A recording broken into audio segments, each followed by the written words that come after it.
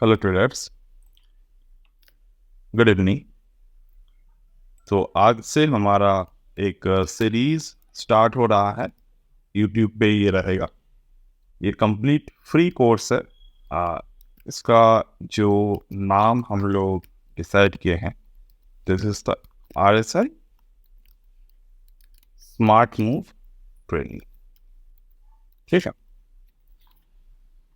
तो पहले इंट्रोडक्शन कर लेते हैं।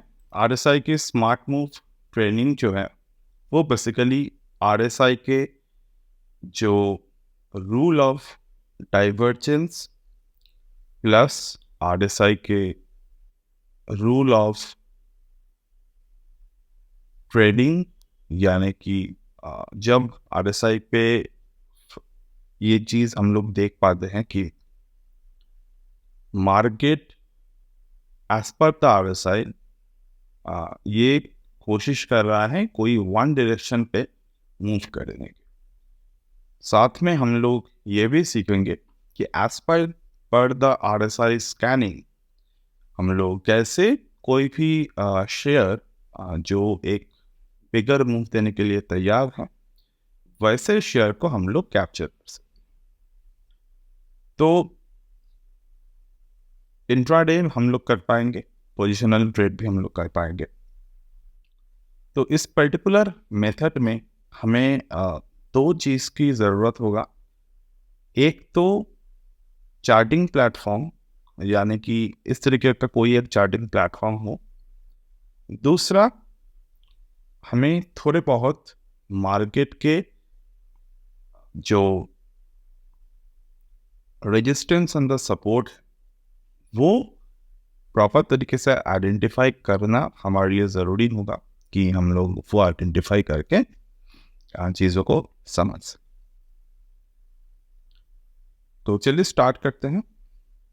LT फूड्स यानी कि दावत के जो शेयर है वो एज पर द बॉटम मार्केट में 2020 से, जब ये 20 के 28 के प्राइस पर था, वहाँ से मार्केट में चलना स्टार्ट किए। आज 2024 है, जो 20-22 रुपए का शेयर है वो लगभग 500% के ROI दे रहे हैं। नाउ अगर मैं दावत की बात करूँ, LT फूड की बात करूँ, जब ये 80 to 90 के रुपये प्राइस पर था, तब से मैंने इस शेयर को फॉलो अप किए हैं। एंड यूट्यूब पे, टेलीग्राम पे इसके बारे में मैंने बात किया था। बेसिकली कोई भी शेयर जब भी अपसाइड मोमेंटम देते हैं तो सिर्फ एक टेक्निकल नहीं होता जिसके ज़रिए आप उसको कैप्चर कर सकते। There are multiple technical rule to capture a strong trending stock whenever the stock is going on the upside direction. Okay, so now coming to the point, ये जो पर्टिकुलर मूव था, ये मूव को हम लोग कैसे कैप्चर कर सकते। तो आज के फर्स्ट डे प्रोग्राम में मैं एक सिंपल ट्रेडिंग रूल आपको सिखाऊंगा। जैसे जैसे ये ट्रेनिंग प्रोग्राम बढ़ता रहेगा, ये यूट्यूब पे फ्री अवेलेबल रहेंगे आपके लिए। And this is a premium course. ये कोई मतलब फ्री में दे रहा हूँ इसका मतलब ये नहीं है कि ये कोर्स की कोई वैल्यू नहीं है। It's a premium course and I suggest everyone who are listening to it that if you even do not join any kind of paid courses, आपको ये कोर्स से बहुत फायदा होगा। जल्दी स्टार्ट करते हैं। पहले हम लोग ये समझेंगे कि ये जो रूल है, ये जो टेक्निक है, ये रूल के जरिए हम लोग स्कैन कैसे करेंगे कोई भी शेयर। स्कैन इस तरीके से करेंगे हम लोग कि हमें पहले बात तो देखने की जरूरत है RSI के जो जोन है वो बिलो 50 एंड अबोव 35, ये जोन पे हम लोग स्टॉक को देखने की कोशिश करेंगे। 35 के ऊपर 50 के नीचे जब भी ये शेयर रहेगा तो वहां पर हमें इस पर्टिकुलर शेयर को मिलना चाहिए। तो मैं अगर यहाँ पर देखता हूँ RSI में 35 ड्रॉ करता हूँ और साथ में RSI यहाँ पर हम लोग 50 को ड्रॉ करते हैं। ठीक, अब ये जो RSI 35 और 50 के बीच में था, तो ये लगातार हमारे स्कैनिंग पे आते रहे। ठीक है, मतलब on the day of closing price, मतलब मंथ ऑफ अगस्त से लेकर, ये हमें मंथली चार्ट पे स्कैन करना है। ठीक है, अगस्त के एंड, अगस्त मंथ के 2019 अगस्त एंड से लेकर अप टू मई 2020, जून 2020 के पहले, मतलब मई 2020 तक ये हमारे स्कैनर में आता रहा। नाउ स्कैनिंग के रूल नंबर 1 जो है कि ये शेयर हमारे स्कैनिंग पे आ रहा है, इसका मतलब ये बिल्कुल नहीं है कि हम लोग इंस्टेंटली ट्रेड को करेंगे, यानी कि ये हमारे स्कैनिंग पे आ रहा है। अब जब जब ये हमारे स्कैनिंग पे आता रहेगा, हमें इस शेयर को ऑब्जर्व करना है। ऑलराइट, ये शेयर को हमें तब तक ऑब्जर्व करना है।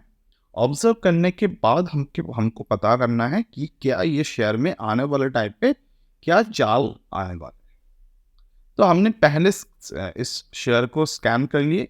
जब भी 35 के ऊपर रहेगा, 50 के बिलो रहेगा, हमारे स्कैनर पे ये आता रहेगा। ठीक है, अब ये जब जब ये स्कैनर पे आता रहा, in the month, I mean from the month of August, अगस्त के एंड पर हमारे ये स्कैनिंग पे आया। अगस्त में हमने यहाँ पर ऑब्जर्व किए, ये ट्रेडिंग को लॉन्ग टर्म में करने के लिए आपको थोड़े बहुत पेशेंस की जरूरत है।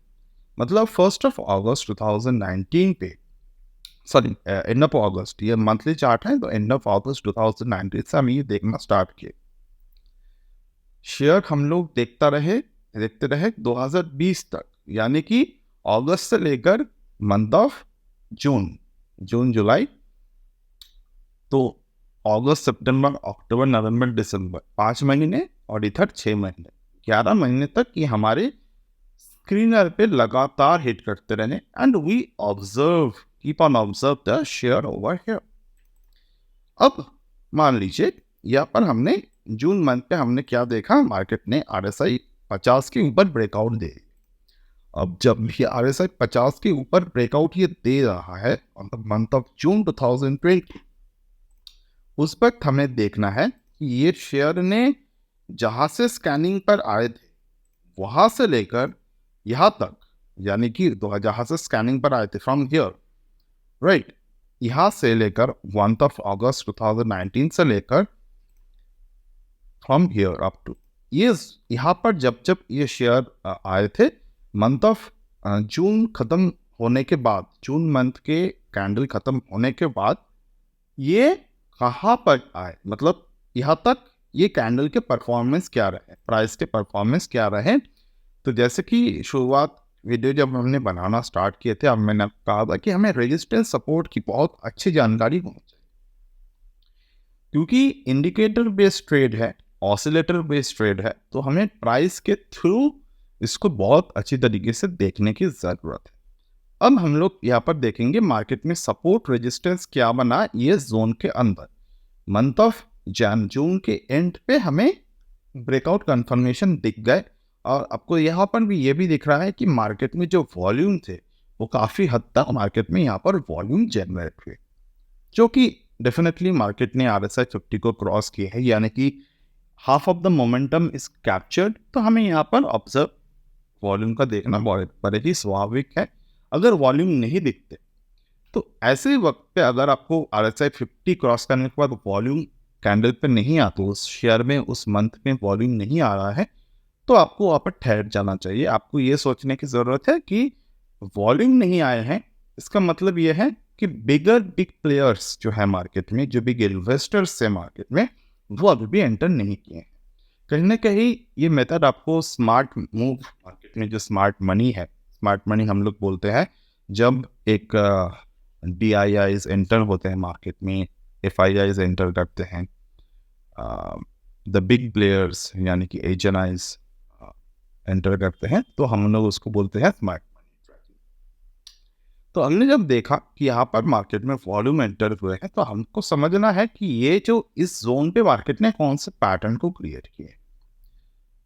तो अगर मैं यहाँ पर क्लोजिंग बेसिस पैटर्न को देखता हूँ, तो मुझे क्या देखने को मिल रहा है यहाँ पर क्लोजिंग बेसिस में। ये जो कैंडल बना है on the month of August month में जो कैंडल बना है, ये कौन से कैंडल बना था? यू कैन सी मार्केट में यहाँ पर एक बुलिश क्लोजिंग कैंडल बने थे।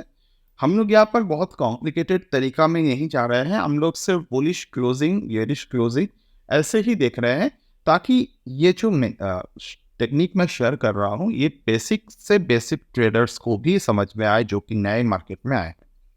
तो यहाँ पर बुलिश क्लोजिंग हुए हैं। After the bullish closing there is another bullish closing. अब जब दो बुलिश क्लोजिंग मार्केट में आए हैं, तो अगर मार्केट में बियर्स मतलब सेलर्स इफेक्टेड होता तो क्या होता? बुलिश क्लोजिंग के नीचे हमारा बियरिश क्लोजिंग रहता, बट यहाँ पर वो केस नहीं है। नेक्स्ट कैंडल में, उसके नेक्स्ट कैंडल में हम लोग क्या देख रहे हैं? बियरिश क्लोजिंग हो रहा है, बट प्रीवियस कैंडल के नीचे क्लोज नहीं हो पा रहा है। ये बात ध्यान से देखिए, बियरिश कैंडल के नीचे क्लोज होना बहुत जरूरी है मार्केट में ट्रेंड चेंज करने के लिए। अब यहाँ से हमारा 1 अगस्त यहाँ पर एक बॉटम है। अब बियरिश क्लोजिंग नहीं हुआ, बियरिश क्लोजिंग हुआ है मतलब प्रीवियस कैंडल के नीचे क्लोजिंग नहीं हुआ है। तो ये जो दोनों कैंडल हैं यहाँ पर, ये दोनों टर्निंग कैंडल है। टर्निंग कैंडल किसे बोलते हैं हम लोग? ये थोड़े एडवांस है। टर्निंग कैंडल हम बोलते हैं जहां से मार्केट में एक बियरिश मूव खत्म किया। यहाँ पर आप समझने की कोशिश कीजिए जो मैं बोल रहा हूँ। मार्केट ने यहाँ पर एक बियरिश मूव खत्म किया, खत्म करने के बाद वो प्रीवियस बॉटम, यानी कि प्रीवियस बॉटम कहाँ पर बने थे? 17.9। देन मार्केट ने वो लो को क्रॉस नहीं कर पाए और वहां से मार्केट ने बुलिश क्लोजिंग देना स्टार्ट किए, यानी कि यहाँ पर मार्केट ने चेंज ऑफ ट्रेंड मार्केट में यहाँ पर बना। दूसरा मार्केट उसके नीचे क्लोज नहीं कर पा रहा है, फर्दर इसी तरीके से मार्केट चलता रहा अप टू फरवरी 2020। अब फरवरी 2020 के बाद मार्च 2020 में मार्केट में कुछ हुआ, it closed below the previous 1 to 2 candles. Previous 2 candle के नीचे मार्केट के क्लोजिंग आए। उसके पहले मार्केट ने प्रीवियस सारे के सारे लोस के नीचे जाने की कोशिश किया था, बट फेल हो गए समहाउ। अब जब मार्केट प्रीवियस क्लोजिंग के नीचे जाकर फेल हो गए, ये कैंडल बहुत इंपॉर्टेंट बन जाता है। मतलब कि बियर्स बहुत कोशिश किए कि मार्केट को नीचे ले जाने में, बट ये कहीं ना कहीं जाकर फेल हो गए, ये वहां तक पहुंच नहीं पाया। The bulls end of the day bulls ने जीत लिए। ठीक है, अब धीरे धीरे करके मार्केट वही प्रीवियस लो को नीचे क्लोज नहीं कर पा रहा है। मई मंथ में प्रीवियस हाई के ऊपर क्लोज किए and this is the June month. तो यहाँ तक भी हम लोग जो चीजें देख रहे हैं यहाँ पर कुछ भी कंफर्म नहीं था। जब मंथ ऑफ जून यहाँ पर आए तो हमने क्या देखा? मार्केट ने प्रीवियस सारे के सारे रेंजेस के ऊपर जाकर क्लोज किए। तो यहाँ पर सपोर्ट और द रेजिस्टेंस हम लोग कैसे कैलकुलेट करते हैं? जहां से मार्केट पहली बार 35 को क्लोज किए हैं और जहां से मार्केट आखिरी बार 50 को क्लोज करने से पहले जहां पर मार्केट आखिरी बार था, ये डेट के अंदर जो रेंज बन रहा है प्राइस का, वो रेंज हम लोग मार्क कर रहे हैं। तो ये वो रेंज है, दिस इज द रेंज। तो ये रेंज के ऊपर मार्केट ने क्लोज दिए हैं। अब आते हैं इस कोर्स का इस पर्टिकुलर पार्ट 1 वीडियो के एंडिंग के टाइम, जहां पर मैं आपको एक बहुत इंपॉर्टेंट लेसन देने वाला हूं। लेसन ये है, ये लेसन को हम लोग बोलते हैं रिवर्स ट्रेड एनालिसिस। यानी कि एक साइकोलॉजी समझिए। आप आज अगर पैसे कमा रहे हो, the money is continuously depositing to your account और ये प्राइस धीरे धीरे बढ़ रहा है, मतलब आपके अकाउंट वैल्यू धीरे धीरे बढ़ रहा है।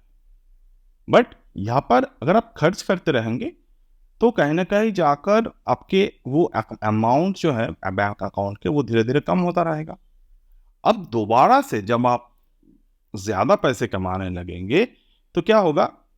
जो पहले मान लीजिए आपके अकाउंट में 1 लाख रुपीज़ है। 1 लाख वहाँ से घट गया 80,000, फिर 60,000, फिर 50,000। फिर आपने क्या किया, आप थोड़े और मेहनत करने लगे आप। अब धीरे धीरे 60 से लेकर वो 70 हुआ, 70 से 90 हुआ, फिर 1 लाख हुआ, फिर 1,50,000 हुआ। तो पहले जो आपके अकाउंट में 1 लाख के एक एवरेज मेंटेन बैलेंस थे, अब जाकर वो एवरेज प्राइस के रेखा के ऊपर आ गए। सो ये थ्योरी मैं आप जो शेयर करने जा रहा हूं वो इसी के बेसिस पे थ्योरी है। अब यहाँ पर हमने क्या देखा, हमने स्कैनिंग किस तरीके से किए थे, 35 से लेकर 50। अब यहाँ पर एक चीज देखिए आप, मार्केट पहले 50 पे तो था, 50 से लेकर 35 तक भी आए थे। तो जिस मोमेंट में मार्केट ने 50 के लेवल को तोड़ा था, यानी कि मंथ ऑफ जून में, अब यहाँ पर मंथ ऑफ जून में मार्केट ने 50 के लेवल को तोड़ा था, राइट, ये मंथ ऑफ जून है।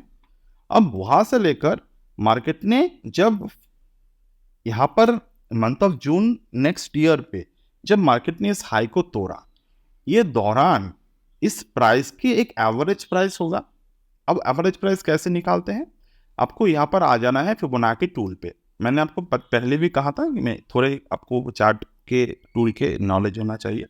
तो यहाँ पर फिबोनाची टूल आप ड्रॉ करिए, जहां से मार्केट ने 50 को ब्रेक किया था, वहां से लेकर अभी जो 50 को दोबारा से मार्केट क्रॉस किया है, उस तक जितने भी मार्केट में लो बने हैं, मतलब हाई और लो के बीच में जो गैप बने हैं, यहां तक आप ड्रॉ कीजिए। अब एवरेज प्राइस कहां पर आए, 42.9, मतलब 0.5, मतलब 50% ये एवरेज प्राइस है हमारे। अब 42.9 के जो रेंज है, आपको देखना है 42.9 के रेंज कहां पर मार्केट तोड़ता है। अब यहां पर कौन से कहां पर क्लोजिंग आए हैं, 41.6, हमारे रेंज क्या है 42.9। नेक्स्ट मंथ में मार्केट वो रेंज के ऊपर क्लोज दिया, मतलब कि हम लोग एवरेज प्राइस के ऊपर आ गए। अब यहां से हमारा बाइंग बन रहा, तो यहां से हमारा बाइंग बनेगा एंड हम लोग हमारे ट्रेड को तब तक के लिए होल्ड करेंगे जब तक कि ना मार्केट इसी दौरान, मतलब इसी तरीके से, अगर मार्केट 50 के नीचे आते हैं और 50 के नीचे अगर मार्केट मान लीजिए 50 के नीचे आया, तो उस वक्त हमें जो भी बॉटम रहेगा मार्केट का, वो बॉटम से लेकर वो 50 तक हम लोग फिबोनाची ड्रॉ करेंगे। 50% के नीचे अगर मार्केट के क्लोजिंग प्राइस आपको दिखाई देते हैं, आपको ट्रेड एग्जिट करना है। अगर मार्केट RSI 50 को नहीं ब्रेक कर रहा है, तो वहां से आपका ट्रेड जो है वो कंटिन्यूएशन होल्डिंग में रहेगा। तो इसी दौरान हमको क्या दिख रहा है, कितने परसेंटेज का ROI है, 380%। ऑलराइट, तो मुझे बताना कमेंट सेक्शन में ज़रूर कि आपको ये वीडियो के जो कंसेप्ट है वो कैसा लगा। ये बस हमने शुरुआत किए हैं कोर्स में, इसमें बहुत सारी चीज़ें एडिशंस होंगे, आपको और भी बहुत सारे टाइम फ्रेम्स पे मैं चीज़ों को समझाऊंगा, पैटर्न की बात करूंगा धीरे धीरे करके। एंड आपको अगर यहाँ पर फ़ायदा हुआ है तो आप मुझे बोलिएगा, उसके बाद मैं नेक्स्ट वीडियो के प्लानिंग जो है वो करूँगा। एंड जेन्युइनली ही बताना, जितने भी आपको अगर कोई और शेयर के एनालिसिस चाहिए, क्योंकि हर एक शेयर का स्ट्रक्चर अलग होते हैं, डिफरेंट स्ट्रक्चर के थ्रू हम लोग जाते हैं। तो ऐसा अगर कोई हो तो definitely let me know. And most important यहाँ पर जो आपको बताना है वो ये है कि पर्टिकुलर क्या आपको यहाँ पर कुछ फ़ायदे के बात लगी या फिर based on that I will continue the next video. So that's it for today as of now, and we'll get back in the next one. Bye.